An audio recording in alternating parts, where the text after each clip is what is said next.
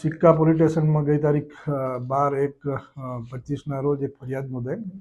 ફરિયાદની વિગતની અંદર 8 વર્ષની નાની દીકરીને શારીરિક અડપલા અને માર મારી અને દીવાલ સાથે અથડાવી ગંભીર ઇજાઓ કરી અને મોત નિપજાવેલાની હકીકત પોલીસની ફરિયાદમાં આપેલ.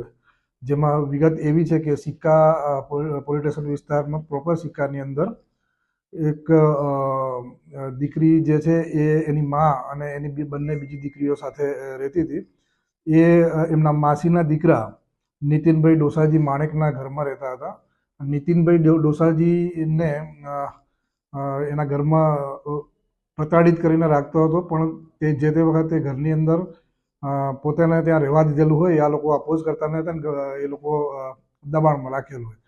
આ દીકરીને જે તે દિવસે કંઈક કપડામાં પેશાબ કર્યું એવી હકીકત હતી, જેના અનુસંધાને નીતિન આરોપી ગુસ્સે થઈ અને દીકરીને બે પગે પકડી અને દિવાલના ભાગે અથડાવેલ.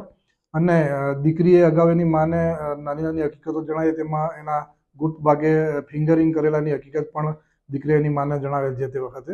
એટલે એ અનુસંધાને ફરિયાદ લઈ અને કાયદેસરની કાર્યવાહી કરેલ છે. હાલ સિક્કા પોલીસ સ્ટેશનના પીઆઈ શ્રી તપાસ કરી રહેલ છે. આરોપી પોલીસ કબજામાં છે અને એના રિમાન્ડ મેળવેલ છે. હાલ તપાસ ચાલુ છે.